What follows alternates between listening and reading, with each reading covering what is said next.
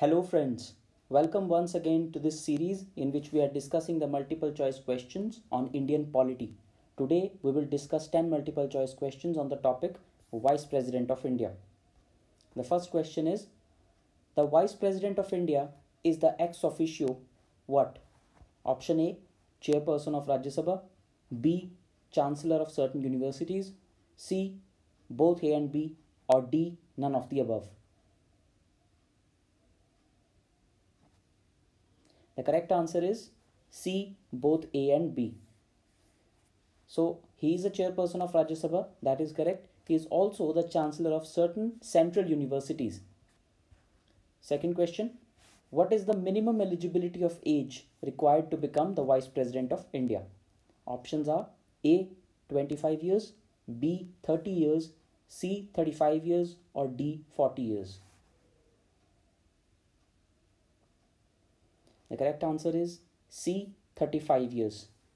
So the constitution specifies 35 years as the minimum eligibility to contest for the Vice President of India.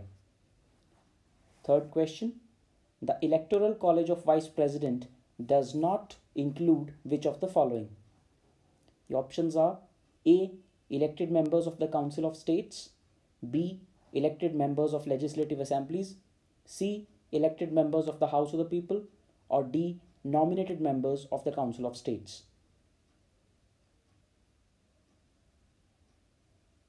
The correct answer is B, elected members of the legislative assemblies. So here the Council of States does not mean legislative council. Here the Council of State means the Rajya Sabha.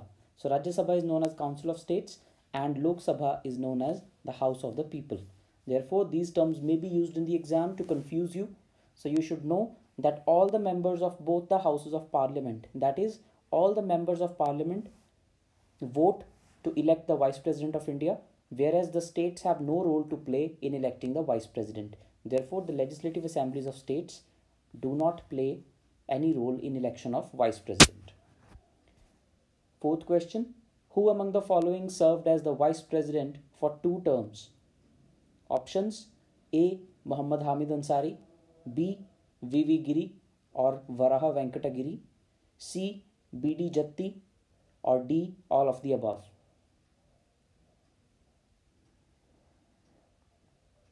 Correct answer is A, Muhammad Hamid Ansari. So there have been just 2 Vice Presidents of India who have served 2 terms. One is Muhammad Hamid Ansari and another is Dr.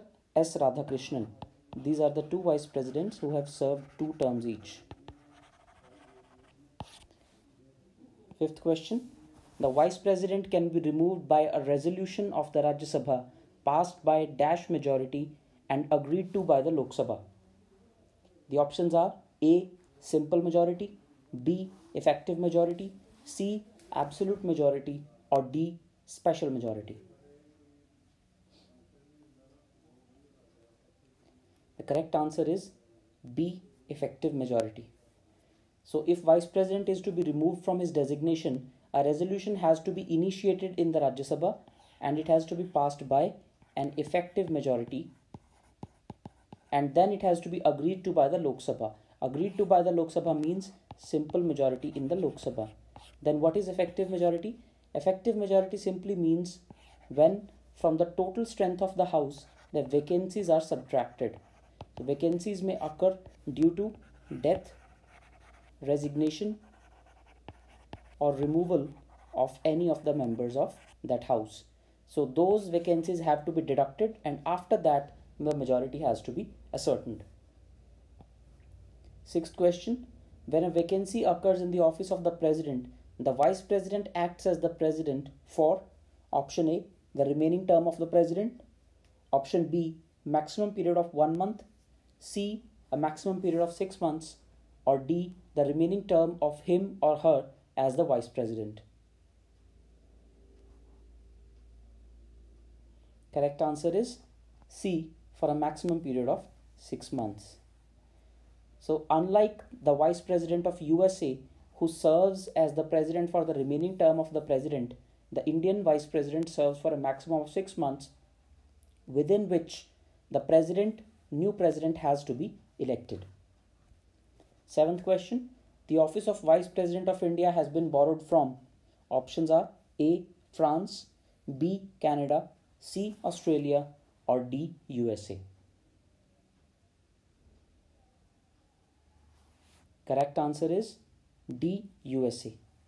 So we have borrowed the exact office of the Vice President of the United States of America. So in India, there are two houses of parliament. The upper house is known as Rajya Sabha and the lower house is known as Lok Sabha. Similarly, in the US, the upper house is known as the Senate and the lower house is known as the House of Representatives. So just like the Vice President of India is the ex officio chairman of the Rajya Sabha, the Vice President of USA is the ex officio chairman of the upper house of US Parliament or US Congress, that is the Senate. So we have borrowed this concept from there. Eighth question.